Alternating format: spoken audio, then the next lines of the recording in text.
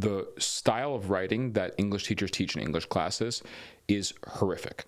It's actually the opposite of what you want to do for a college essay, right? Like, for example, they'll have them write these long, winding introductions. Oh, forget it. Right? You can't do that in a college essay. Right? Forget your supplements, okay? Right. You don't do introductions. What you're supposed to do, actually, is like start off from some like middle piece of your story, and then work your way back, right? Because that's interesting. And then you can pick up the context later. You're allowed to do that in normal writing.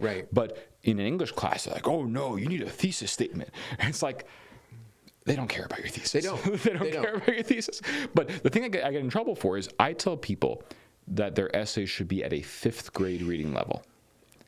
And they get so mad. And they say, 5th grade? I'm applying to Harvard. How could I write my essay at a 5th grade reading level? It's like 5th grade reading level is not a 5th grade writing level. Those are not the same thing, right? A 5th grade reading level means a 10-year-old should be able to understand the thing you wrote. And wait a second, like 10-year-olds are actually pretty smart. Let's give 10-year-olds some credit.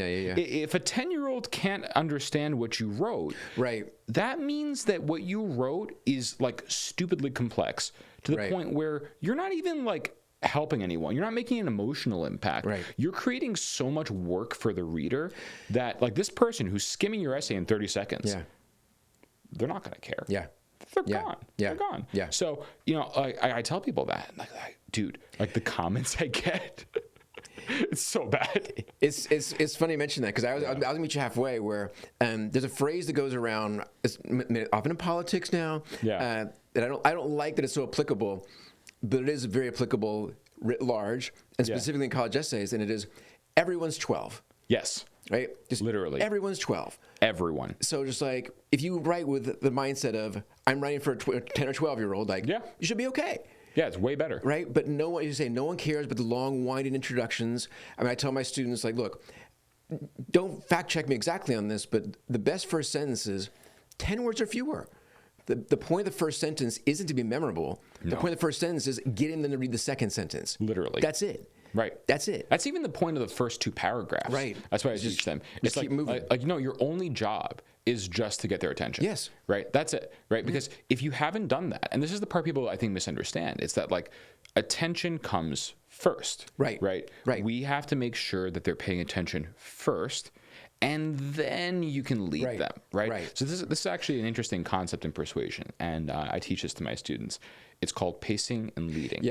Right. So pacing and leading, you know this from persuasion, right? But like, you know, this actually comes from horse training originally. Right. And when you're training a horse, what you want to do is take it around the corral.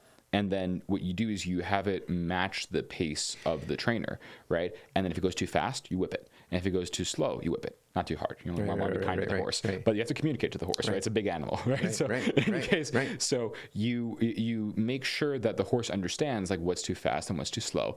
And then once the horse is paced, right, then it learns, oh, I stay with my trainer. Right. And then you can lead it, right? Now, humans are not that different, right? But with humans, the pacing, you know, it comes more from grabbing their attention. And so you have to grab their attention first, and then you can take them wherever you want. And people think that like, okay, well, I can do nothing interesting for these people, and I'm still going to be able to lead them. No, like they're going wherever they want at that point. You can't do that. Well, and this is some of my students bristle when I say this to them. Also, a similar thing where, look, you are special. Okay, let's grant that. Let's grant that you are special. But you're not special to them. No. Yet. And so they have no reason to give you benefit of the doubt. None. Right? Because they have finite spaces and far more applicants than they have spaces. So they don't care about you yet.